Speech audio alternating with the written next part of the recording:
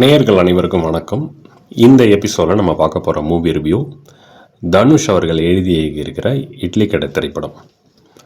So இந்த படத்தில் வந்து தனுஷ், அதுக்கப்புறமா ராஜ்கிரண், நித்யா மேனன், பார்த்திபன், சத்யராஜ், இளவரசன், சமுத்திரக்கனி, அருண் விஜய், இவங்க எல்லாருமே இந்த படத்தில் நடிச்சிருக்காங்க. இசை வந்து ஜிவி பிரகாஷ். இந்த படத்துடைய கதை பார்த்தீங்கன்னா, தேனிக்கு பக்கத்தில் ஒரு கிராமத்தில் தான் இந்த கதை நடக்குது. அங்கே ஒரு பிரபலமான இட்லி கடை நடத்திட்டு வர்றாரு நம்மளுடைய ராஜ்கிரண். அது ஒரு குடிசை தொழில் மாதிரி உள்ள ஒரு இட்லி கடை தான். ஸோ ஆனாலும் அந்த இட்லியை சாப்பிட்றதுக்கான கஸ்டமர்ஸ் வந்து அந்த ஏரியாலாம் நிறைய இருக்காங்க. ஸோ அப்படி தான் வந்து அவருடைய கடை அங்கே வளருது. ஆனால் இது பார்க்குற, அதாவது அவருடைய மகனார், ராஜ்கிரனுடைய மகனாக இருக்க தனுஷ் வந்து அவர் வந்து என்ன சொல்கிறாருன்னா, ஸோ நம்ம வியாபாரம் நல்லா போகுது, இதை நம்ம பெரிய அளவில் பண்ணலாம், ஒரு 4-5 பிரான்ச் ஓப்பன் பண்ணோம்னா நிறைய சம்பாதிக்கலாம், நிறைய சொத்து நமக்கு சேரும் அப்படிங்கிற மாதிரி சொல்கிறாரு. இதுக்கு வந்து ராஜ்கிரண் அவர் ஒத்து போக மாட்டேங்கிறாரு. இல்லை, பரம்பரை இப்படியே போட்டோம், இதுதான் நமக்கு சேஃப் அப்படின்னு சொல்கிறாரு. இதில் வந்து முரண்பாடான தனுஷ் வந்து வீட்டை விட்டு வெளியே போகிறாரு. அதுக்கப்புறம் அவருக்கு பிடிச்ச ஒரு தொழிலில் போய் அவர் சென்னையில் பண்ணுறாரு. அதுவும் ஒரு பிரபலமாக இருக்கார். மறுபடியும் ஒரு சூழ்நிலை காரணமாக ஊருக்கு திரும்ப வராரு. வந்ததுக்கப்புறம் இங்கே என்ன நடந்துச்சு, அதாவது அது அப்போவே வந்து அந்த கார்ப்பரேட் வில்லனா இவரை காட்டுறாங்க, யார், அருண் விஜய். அவருக்கு இவருக்குமான பிரச்சனைகள் உருவாகுது. ஊருக்கு வந்ததுக்கப்புறம் இந்த கடையை அவர் தொடர்ந்து நடத்தினாரா, இல்லை மறுபடியும் திரும்பி பழையபடி அவருடைய வேலைக்கு திரும்ப போனாரா அப்படிங்கிற குடும்ப பின்னணியை சொல்லக்கூடிய ஒரு கமர்ஷியலான ஒரு மூவி தான் வந்து இட்லி கடை. இந்த படத்துடைய பாசிட்டிவ் வந்து நடிகர்களுடைய தேர்வு. தனுஷ் ஆகட்டும், ராஜ்கிரண் ஆகட்டும், சமுத்திரக்கனி, எல்லாருமே, பார்த்திபன், சத்யராஜ், நித்யா மேனன், அருண் விஜய், இவங்க எல்லாருமே அவங்கவுங்க ரோலை வந்து நல்லாவே ஃபுல்லாக பண்ணியிருக்காங்க. அருண் விஜயோட கேரக்டர் வந்து நம்ம கடந்து போகிற ஒரு கேரக்டர் தான், ஆனால் அவரும் வந்து வில்லத்தனமான ஒரு நடிப்பை கொடுத்துருக்காரு, நல்லா இருக்குது. நித்யா மேனன் ஆஸ் யூஷுவல் அவங்களுக்கு வரக்கூடிய அந்த ஒரு வெகுளித்தனமான அந்த நடிப்பை வந்து வெளிப்படுத்தியிருக்காங்க. தனுஷ் வந்து படத்தை இயக்குனராகவும் நடிகராகவும் தாங்கி பிடிச்சிருக்காருன்னு சொல்லலாம். அந்தளவுக்கு வந்து நல்லாவே பண்ணியிருக்காரு.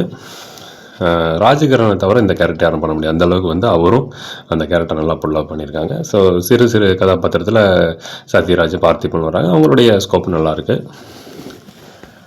இது போக சில சிறிய கதாபாத்திரத்தில் வரக்கூடியவங்களும் அவங்களும் நல்லா பண்ணியிருக்காங்க.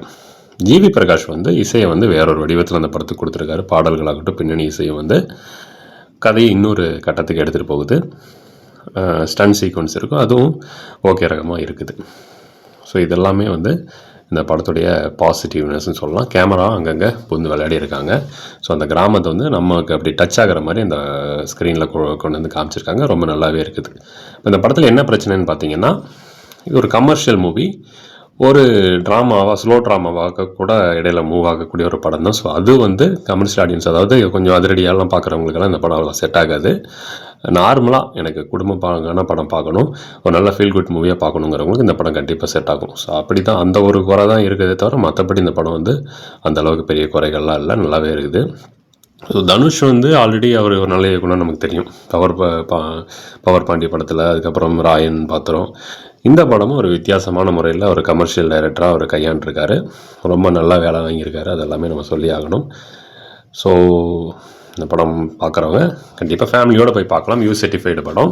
எந்த ஒரு காட்சிகளும், ஆபாசமான காட்சிகள், சண்டை காட்சிகள் சிலது இருக்குது, பட் இருந்தாலும் அந்தளவுக்கு ஒன்றும் இது இல்லாமல் போகும். இப்போ வந்திருக்கிற ஒரு நல்ல திரைப்படம் சொல்லலாம் இட்லி கடை. பாருங்கள், பார்த்துட்டு உங்களுடைய கமெண்ட்ஸ் என்னங்கிறத பதிவு பண்ணுங்கள். எங்கள் சேனலில் பிடிச்சிருந்ததுன்னா சப்ஸ்கிரைப் பண்ணுங்கள், உங்கள் ஃப்ரெண்ட்ஸுக்கும் ஷேர் பண்ணுங்கள். ரிவ்யூஸு, அரசியல் நிகழ்வுகள், பொது பிரச்சனைகள் எல்லாமே எடுத்து நம்ம சேனலில் பேசிகிட்ருக்கோம். ஸோ நீங்கள் கொடுத்துட்ருக்கிற ஆதரவுக்கு நன்றி. மக்களாகிய நீங்கள், நேயர்களாகிய நீங்கள் கொடுத்துட்ருக்கிற ஆதரவுக்கு ரொம்ப நன்றி. இந்த படம் வந்தது வந்து இப்போது இந்த கரூர் பிரச்சனைக்கு இடையில் அந்த படம் வந்தது, அதனால் பெரிய அட்டென்ஷன் அந்த படம் உருவாகலை. இனிமேல் தான் அந்த படத்துக்கான ஒரு இது உருவாகும்னு நினைக்கிறேன். ஸோ ஏன்னா எல்லாருடைய ஃபோக்கஸுமே அங்கிட்டு தான் இருக்குது. நிறைய இன்டர்நெட்டில் எல்லாம் அதுதான் வந்துட்டுருக்குது. அதனால் வந்து இப்போ தான் படமே கொஞ்சம் கொஞ்சமாக ரேட்டிங் போக ஆரம்பிக்குது. வருங்காலங்களில் பார்ப்போம் இந்த படம் எப்படி போகுது அப்படிங்கிறத. ஸோ நீங்களும் பாருங்கள், பார்த்துட்டு உங்களுடைய கமெண்ட்ஸை பதிவு பண்ணுங்கள். நன்றி, வணக்கம்.